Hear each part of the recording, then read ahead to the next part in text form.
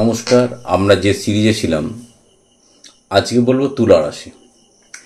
রাহু কেতু এবং জুপিটারের যে ট্রানজিটটা হয়েছে সেই ট্রানজিটে তুলা রাশির ওপর কী কী ইফেক্ট পড়বে। প্রথম জানতে হবে তুলা রাশির 5th হাউসের ওপর দিয়ে রাহু যাচ্ছে আর কেতু যাচ্ছে 11th হাউসের ওপর, আর জুপিটার এই সময় ভাগ্যস্থানে বসে আছে। ডেফিনেটলি একটা ভালো গুড কম্বিনেশন কিন্তু তৈরি করেছে। এইবার কি হচ্ছে, প্রথম হচ্ছে 5th হাউসে রাহু কী দেবে। 5th হাউসে যেহেতু লগ্ন থেকে 5th হাউসে রাহু বসে আছে, আনসার্টেন গেন, যেমন হচ্ছে শেয়ার, লটারি, এগুলো থেকে কিন্তু হঠাৎ করে কোনো প্রাপ্তি আসতে পারে। এবং সেই সঙ্গে 5th হাউস হচ্ছে আমাদের বিভিন্ন ধরনের প্রেমজ সম্পর্ক। হঠাৎ করে যারা সিঙ্গেল আছেন তারা হঠাৎ করে, বা অন্যরাও হঠাৎ করে কোনো অনলাইন প্ল্যাটফর্ম থেকে কোনো প্রেমজ সম্পর্ক তৈরি হতে পারে। এই সময় যারা হায়ার স্টাডির জন্য বাইরে যেতে চাইছেন তাদের জন্য খুব ভালো টাইম। তবে যারা কনসিভ এখনও করেননি, করবেন এই টাইমে, তাদের কিন্তু একটু সাবধানতা অবলম্বন করতে হবে। সন্তানের পড়াশোনার ব্যাপারে একটু সচেতন হতে হবে। রিলেশনশিপে কিন্তু অহেতুক উটকো থার্ড পার্সনের জন্য কিন্তু ঝগড়াঝাটি বাড়বে। লগ্নের উপর দিয়ে রাহুর এই অ্যাসপেক্ট থাকার জন্য এই সময় ওয়েট গেন করবেন, অল্পতে নেগেটিভ চিন্তা করবেন এবং একটু মোটা হওয়ার টেন্ডেন্সিও কিন্তু বাড়বে। ভাগ্যস্থানে জুপিটার বসে থেকে এই ভাগ্যস্থানের যে রাহুর নেগেটিভ প্রভাব সেটা কিছুটা হলো আটকাবে। তবে এক্ষেত্রে আপনাদেরকে সবসময় একটা কথা বলবো, আপনারা কখনোই কোনো কিছু খুব বেশি আশা করবেন না যাতে রাহুটা বেড়ে যায়, সেই জায়গাটা কিন্তু করবেন না, তাহলে কিন্তু সমস্যা আছে। জুপিটার ভাগ্যস্থানে থেকে আপনার রাহুর এই নেগেটিভ প্রভাবকে অনেকটা মিনিমাইজ করে দেবে ঠিকই, কিন্তু অতিরিক্ত আশা করে রাহুকে যদি বাড়িয়ে দেন সেক্ষেত্রে ভাগ্য বিড়ম্বনার শিকারও কিন্তু হতে হবে। 9th হাউসে জুপিটার আপনার ভাগ্য বৃদ্ধিতে সাহায্য করবে। জুপিটারের থার্ড অ্যাসপেক্ট নারী মতে এটা পড়ছে কেতুর ওপর, সেক্ষেত্রে স্পিরিচুয়ালিটি এই ধরনের ব্যাপারগুলোতে একটু এনগেজ করবে। জুপিটারের 5th অ্যাসপেক্ট পড়ছে আপনার লগ্নের ওপর, সেক্ষেত্রে আপনার একটু ওয়েট গেন করা এই ব্যাপারগুলো কিন্তু আসবে।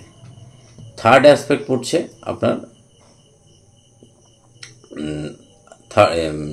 7th অ্যাসপেক্ট পড়ছে থার্ড হাউসে। এই জন্য কী হবে, কিছু শর্ট জার্নি বা কিছু শর্ট স্পিরিচুয়াল জার্নি কিন্তু হওয়ার একটা প্রবণতা রয়েছে। 5th হাউসে যেহেতু রাহুর ওপর জুপিটারের অ্যাসপেক্ট থাকবে, সেক্ষেত্রে কনসিভ করার জন্য কিন্তু সুযোগ আসবে, কনসিভ করার সুযোগ আসবে, কিন্তু কনসিভটাকে ঠিকঠাক রাখার জন্য আপনাকে একটু সচেতন হতে হবে। এই সময় জুপিটারের 11th অ্যাসপেক্ট পড়ছে আপনার 7th হাউসে। কনজুগেট লাইফ মোটের ওপর ভালো যাবে, কিন্তু ইন্টিমেসি জায়গাগুলো একটুখানি কম থাকবে। কেতু যেহেতু 11th হাউসে আছে, সেক্ষেত্রে বেশ কিছু ক্ষেত্রে আপনার কোনো একটা রোগ ডিটেক্ট হওয়ার ক্ষেত্রে একটু সমস্যা আসবে, একটু নার্ভের সমস্যা এই টাইমে আসতে পারে। এবং কেতু 11th হাউসে থাকার জন্য ছোট ছোট ইচ্ছাগুলো বিশেষ করে বন্ধু বান্ধবের কাছ থেকে কোনো কিছু আশা, বা আপনার দিদি, দাদা বা বৌদি, জায়গু বা এরকম এই ধরনের সম্পর্ক, পিসেমশাই, মেসমশাই, এই ধরনের লোকজনদের কাছ থেকে কিছু অতিরিক্ত আশা করলে সেক্ষেত্রে কিন্তু কিছুটা হলেও আপনাকে সমস্যার সম্মুখীন হতে হবে। তাদের খুব একটা আশা করবেন না। এই সময় বিশেষ করে প্রাইভেট পার্ট রিলেটেড কিছু ডিজিজ বা ফাঙ্গাস রিলেটেড কোনো ডিজিজ কিন্তু আসার সম্ভাবনা রয়েছে। এই ছিল এই যে ট্রানজিট, তার ফল। তবে এই ট্রানজিট আপনাকে ভালো যেতে গেলে, আরও একটু ভালোতে কী করবেন,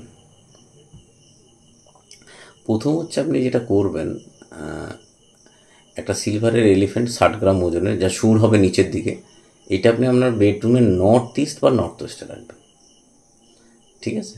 সেকেন্ড যেটা করবেন, যে অল্প 3টে মাটির কালো কুকুর আপনি আপনার বাড়ির পশ্চিম দিকে রেখে দেন। এটা পল্লবীর কাছ থেকে পেয়ে যাবেন। আর যে কোনো একটা বৃহস্পতিবার পূর্ণিমার দিন একটু গঙ্গা স্নান করে আসুন, বা যে কোনো হলি ওয়াটারে, রিভারে আপনি স্নান করে আসতে পারেন ধরুন। সেক্ষেত্রে আপনার যাদের কাছাকাছি কোনো নদী, গঙ্গা বা এগুলো নেই, সেখানে কোনো মন্দির সংলগ্ন যদি কোনো দেবত্ব পুকুর থাকে, সেক্ষেত্রে স্নান করলেও সেম রেজাল্ট পাবেন। অবশ্যই জানাবেন এই ব্যাপারে কেমন লাগলো।